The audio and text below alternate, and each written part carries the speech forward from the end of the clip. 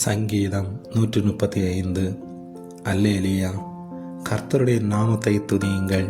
கர்த்தரின் ஊழியக்காரரை துதியுங்கள்.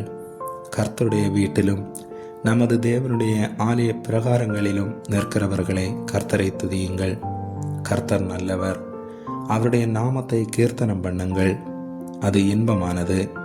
கர்த்தர் யாக்கோபை தமக்காகவும் இஸ்ரவேலை தமக்கு சொந்தமாகவும் தெரிந்து கொண்டார். கர்த்தர் பெரியவர் என்றும் நம்முடைய ஆண்டவர் எல்லா தேவர்களுக்கும் மேலானவர் என்றும் நான் அறிவேன். வானத்திலும் பூமியிலும் சமுத்திரங்களிலும் எல்லா ஆழங்களிலும் கர்த்தர் தமக்கு சித்தமானதை எல்லாம் செய்கிறார்.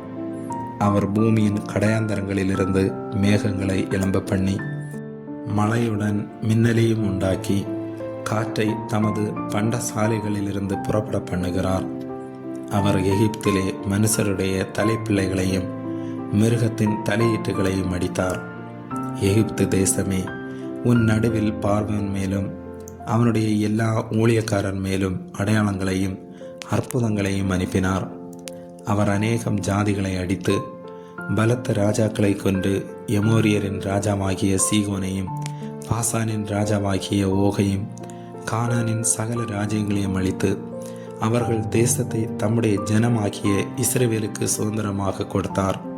கர்த்தாவே, உம்முடைய நாமம் என்றென்றைக்கும் உள்ளது. கர்த்தாவே, உம்முடைய பிரஸ்தாவம் தலைமுறை தலைமுறைக்கும் இருக்கும். கர்த்தர் தம்முடைய ஜனத்தின் நியாயத்தை விசாரித்து தம்முடைய ஊழியக்காரர் மேல் பரிதாபப்படுவார். அஞ்ஞானிகளுடைய விக்கிரகங்கள் வெள்ளியும் பொன்னும் மனுஷருடைய கைவேலையுமாயிருக்கிறது. அவைகளுக்கு வாயிருந்தும் பேசாது, அவைகளுக்கு கண்கள் இருந்தும் காணாது, அவைகளுக்கு காதுகள் இருந்தும் கேளாது, அவைகளுடைய வாயிலே சுவாசமும் இல்லை. அவைகளை பண்ணுகிறவர்களும் அவைகளை நம்புகிறவர்கள் யாவரும் அவைகளைப் போல் இருக்கிறார்கள். இஸ்ரவேல் குடும்பத்தாரே, கர்த்தரை ஸ்தோத்திரியுங்கள்.